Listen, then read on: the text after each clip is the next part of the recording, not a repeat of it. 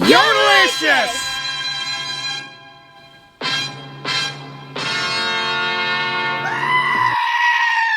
Welcome back to Yotalicious! I'm pumped up, but I'm not, because I have to sell my truck and I don't wanna. I want to know if you want to take it slow. Oh, hop up on my jet and roll to Tokyo.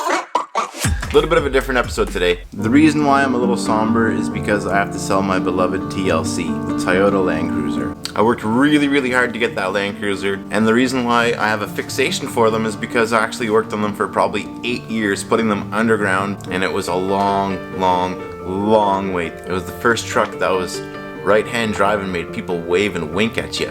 It's what we brought my son home in. It's what I moved all the stuff around with after my dad passed away, and it's kind of a rare bird.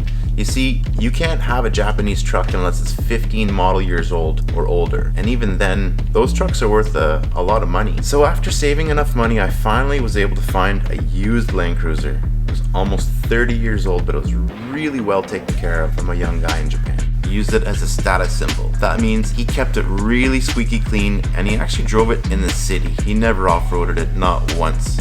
A family from Muskoka bought it, took really good care of it, and then I was the next owner. When I took ownership of the truck, there was still paint on the differentials. The frame was clean to a gleam. There was nothing wrong with the truck. I put it through its paces. I did all the things that a truck usually does. We played in the mud. We played in the water. We played everywhere with that truck. It's got thumbs up from numerous cars. I'm talking like supercars. It's cool. It's a really cool truck, and it bums me out to get rid of it, but that's okay, because I have to sell that truck to fund further projects. I'm very excited to work on the Tacoma diesel, turn it into an Icelandic style truck.